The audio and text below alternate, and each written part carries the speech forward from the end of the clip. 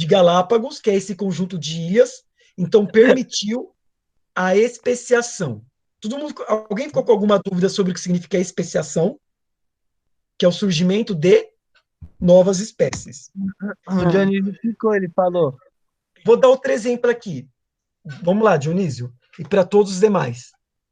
Tá bom, as espécies foram surgindo, mas o que significa a palavra adaptação e evolução? Borboleta se adaptar ao território dela. E como é que ela se adapta? Uma coisa ela é se adaptar, mas e o que significa a palavra evolução? E o que é evoluir? Ela evoluir. Ela ficar diferente. Ficar diferente. Isso já é um grande caminho. Por exemplo, entendeu? Isso mesmo, Dionísio. Hoje em dia, nós não temos borboletas, centenas e milhares de espécies de borboletas diferentes? Por que elas são tão diferentes assim, pessoal? Tem a ver com o que o Dionísio acabou de falar. Elas ficam diferentes para se adaptar ao meio ambiente. Mas como assim? Eu vou dar um exemplo. Tá vendo essa borboleta aqui, pessoal? Ela é preta. Quais são os predadores das borboletas? Alguém tem alguma ideia? O sapo. Lagartixa. Dependendo do tamanho, se for uma pequenininha, pode ser. E as borboletas grandes? Quem que come as borboletas grandes? Sapo. Os pássaros, pode ser os pássaros. Essa borboleta aqui, pessoal, de cor negra, vocês acham que ela sobrevive? Se fica essa borboleta de cor negra, não, desculpa, essa borboleta de cor preta, se ela ficar num tronco de árvore como esse, você acha que os pássaros vai achar essa borboleta com facilidade ou não? Não, porque ela se camufla. Tá, qual que está camuflada? Essa borboleta cinza ou a borboleta preta? A cinza, né? A cinza. Mas vocês acham que sempre existiram borboletas cinzas? Não. Elas se adaptaram e evoluíram ao longo do tempo. Como assim? Numa região onde tem troncos de árvores com a coloração cinza e só tinha borboleta preta, os pássaros iam comendo as borboletas pretas. Porém, uma borboleta que teve alguma mutação e que nasceu um pouco mais cinza, elas conseguiam sobreviver. Por quê? Porque os pássaros não conseguiam achar elas. E se essas borboletas cinzas, essa borboleta cinza que sobreviveu, concorda que ela ia cruzar e que vocês concordam que essas borboletas cinzas que sobreviveram, elas iam gerar descendentes cinzas também?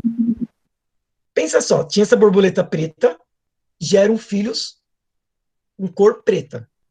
Um filho dela pode ter tido alguma mutação, com uma coloração cinza. Se essa borboleta de coloração cinza sobrevive, ou seja, o pássaro não consegue achar ela porque ela está camuflada, a chance dela gerar filhos de cor cinza, as chances são muito altas. Então, todos os filhos delas de cor cinza vão sobreviver muito mais que as borboletas de cor preta. Deu para entender, então, como surgiu as borboletas cinzas? Não. Deu. E de outras cores. E borboletas vermelhas? Como é que surgem borboletas vermelhas, então? Como é que surgiram borboletas vermelhas? Elas estavam em ambientes que o ambiente era cinza, as borboletas vermelhas? Não. Qual seriam os ambientes das borboletas vermelhas, por exemplo? Elas caem no sangue e ela fica vermelha. Mas vamos pensar na floresta, uma borboleta vermelha, ou num campo, sei lá. Para ela ter sobrevivido, ela estava pousada. Ela pousava em árvores cinzas ou em flores vermelhas, Flores vermelhas. folhagens vermelhas. Então, borboletas que viviam em folhagens vermelhas e que tinham cores vermelhas, ou porque nasceu através de mutação, ou tinha uma leve coloração rosada, foi gerando filhos de cor rosa até chegar no vermelho, surgiram borboletas vermelhas em colorações vermelhas. Então, se nós temos muitas espécies diferentes, com muitas cores, é por causa dos diferentes ambientes, tá bom, pessoal? A mesma coisa nós podemos falar dos bicos dos pássaros. Quando nós falamos de evolução, as espécies elas vão se evoluindo e se adaptando para quê? Para sobreviver ao meio ambiente. É o que o Charles Darwin falava. A sobrevivência dos mais fortes, tá bom? É a lei da sobrevivência dos mais fortes. Quando na natureza, por exemplo, um leão, ele caça as zebras. Quais são as zebras que ele consegue caçar? São as zebras que estão mais idosas, as que correm menos, as zebras doentes, ou uma filhote. As mais fortes sobrevivem. Essa era a frase do Charles Darwin, né? Adaptação dos mais fortes. Ou os que sobrevivem ao predador. Isso também significa que nem a borboleta. A borboleta que se camuflou por causa de alguma mutação, ela sobreviveu. Ela entra, entre aspas, nessa frase, a sobrevivência dos mais fortes. Quer dizer, não é porque essa borboleta era mais forte, mas é mais forte que a outra, mas ela estava mais camuflada que a outra. Por isso que ela sobreviveu ao ataque dos seus predadores, que eram os pássaros. Tá bom? As espécies, pessoal, elas vão se adaptando ao meio ambiente, vão ganhando características. E professor, um minutinho aqui, ó, deixa eu falar rapidão. Pode falar, Dionísio. Aí, eu tô saindo aqui, entendeu? Eu tô indo trabalhar, certo? Forte abraço, tamo junto, entendeu? Tá bom, Dionísio. Tô liberado? Obrigado por ter participado. Não deixe de acessar e fazer as atividades, tá bom? É isso mesmo. Amanhã tem aula? Não, com os terceiros anos, vou estar sempre marcando uma aula por semana, tá bom? Nós, forte abraço. Bom Firmeza, trabalho. frango. Boa semana. É nóis, tá ligado? É nóis. Ô, pessoal, como já é 1 hora, eu vou finalizar a aula porque vocês precisam comer também, né? Ai, caralho, liberdade cantor.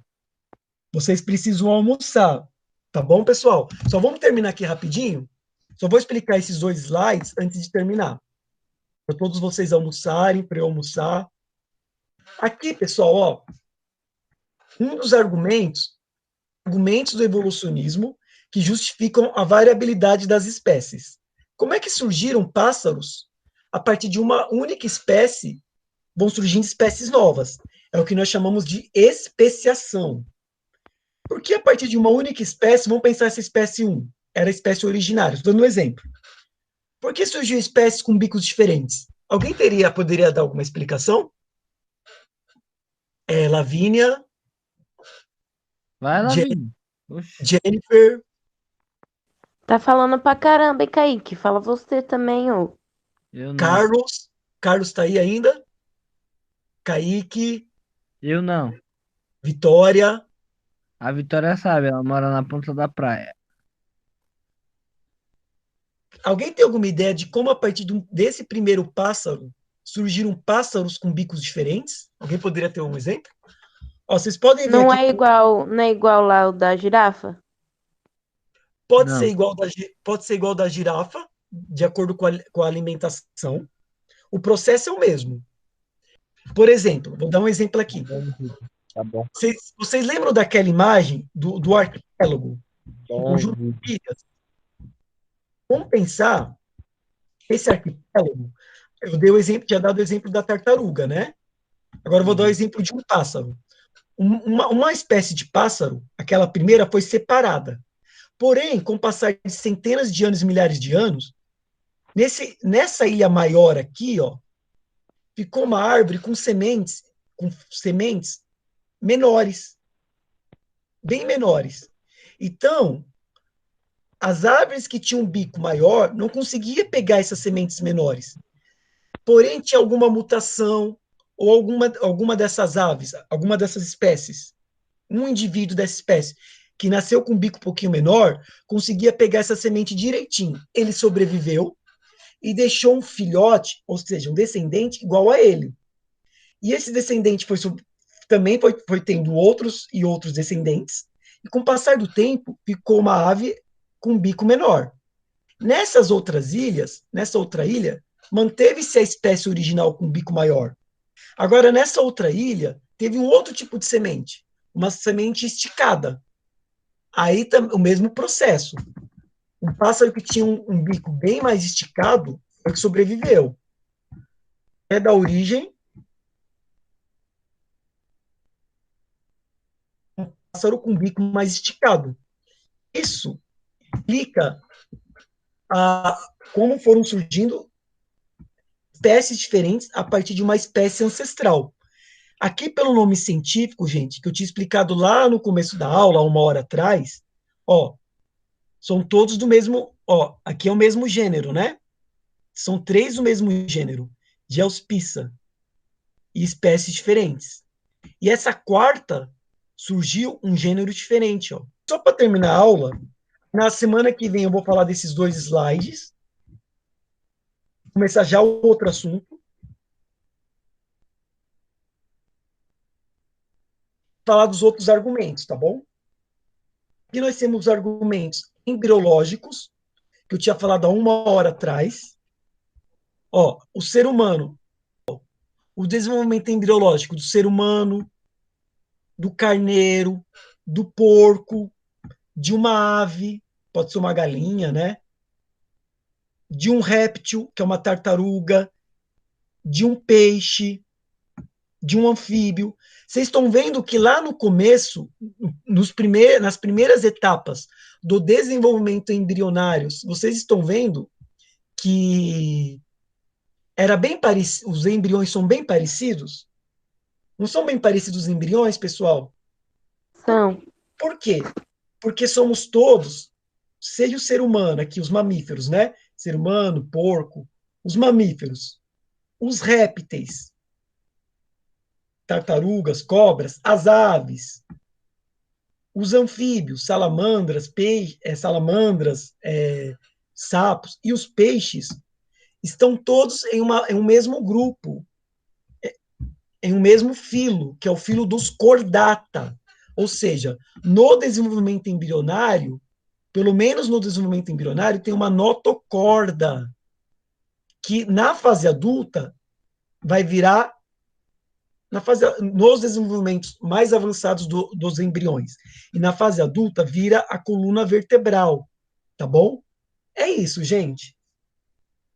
Na próxima aula, eu vou voltar com os argumentos embriológicos, continuar com os outros argumentos, e vai dialogar sobre o tema das células, que vocês já aprenderam. A gente vai para a classificação de cada grupo de seres vivos, tá bom? E aí, professor, que dia vai ser a próxima aula? Vai ser na quarta-feira da semana que vem, tá bom? Certo, que horas? Vou marcar para as 10h30. Gente, lembre-se, fica em casa, não pode ir para a igreja, não pode ir para baile funk, não pode ir para feira, não pode ir para campo de futebol. Vamos aproveitar em casa para assistir filmes, para ler livros. Leia os livros vai lendo capítulo por capítulo. Quem chegou depois, pessoal, vocês têm que estudar o capítulo 7. Capítulo 7. Pode marcar o livro? Da página 112. Oi, Tati? Pode marcar o livro? Marquem de lápis, tá bom? Todos aqui estão com o livro, né? Era só o Dionísio que não estava com o livro, né? Sim. Não tenho não. Tá bom? Os demais estão com o livro, todos entenderam? Sim. É isso, pessoal. Bom almoço, tá bom, pessoal? É nóis, bom dia pra você aí. Tem preferência para uma alimentação vegetariana, com bastante vegetais, beterraba, batata doce. Que vegetal, professor, isso daí. Os animais agradecem. Batata doce? O bagulho é carne sangrenta. Tá bom, gente. Vixe, falou, professor. É nóis. Tchau. Obrigado pela participação de todos. Qualquer dúvida, podem chamar pelo WhatsApp. Tchau.